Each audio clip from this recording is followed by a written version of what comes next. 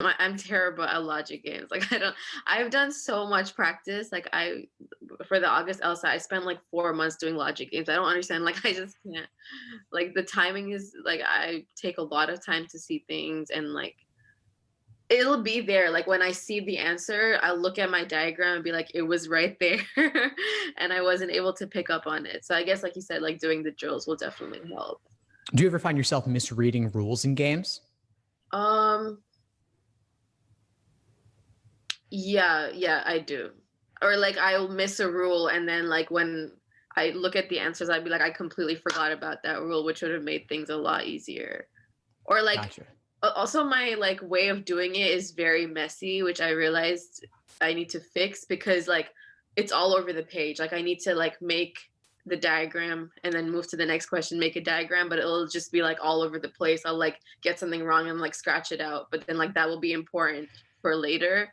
So like I need to fix how my diagrams are on the page. Gotcha. Okay. I actually take a photo of one of my diagrams and show it in the games masterclass, the first one. So take a look at my logic games masterclass in the course where I show you how I would lay it out on an actual piece of scratch paper.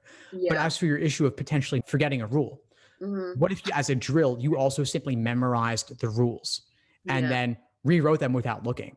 Yeah. Test your short-term working memory and build it up. Obviously, there are natural limits we hit, and logic games and the LSAT as a whole is meant to push past those.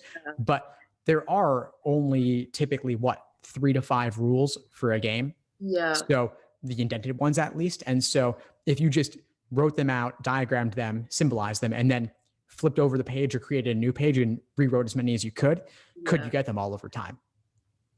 Yeah, so like yesterday I did one and basically it was like, oh, N is in slot 3 and like I put it there, but then when I like did a few questions later, like 4 questions later, I like forgot that N was in 3. So then I like drew it out, I mapped it out without N being there, and that obviously turned out to be wrong because like it was a thing that was required for the rest of it to fall into place, and I forgot about that. So I need to like keep that in mind. But I guess that comes from like where you put it on the sheet and like how neatly it's done, because I like keep scratching out things, which I think I shouldn't do.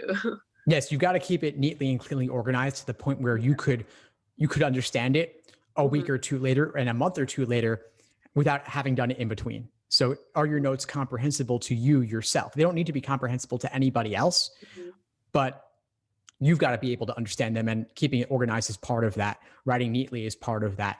And something like N on 3, obviously it's best if you can commit it to your working memory and keep it in there. But if you also have a side of the page where all the rules are listed very neatly that you can just refer back to whenever necessary, that'll help you make sure you're not missing anything.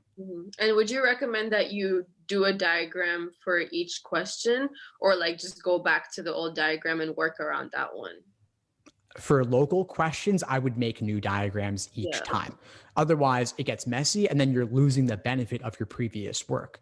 So any new local if question where you're not already using previous work alone, I would draw a new diagram. And that could be a minimal one. You don't need to number all the slots every single time. Yeah. But you want to at least draw the 7 slots and insert whatever the local situation is for that particular question. Thanks for tuning into the show. Please subscribe if you haven't done so already to be notified of new episodes as I release them. And feel free to reach out if you need anything at all as you move forward with your prep. I'm happy to help however I can. In the meantime, I wish you all the best and take care.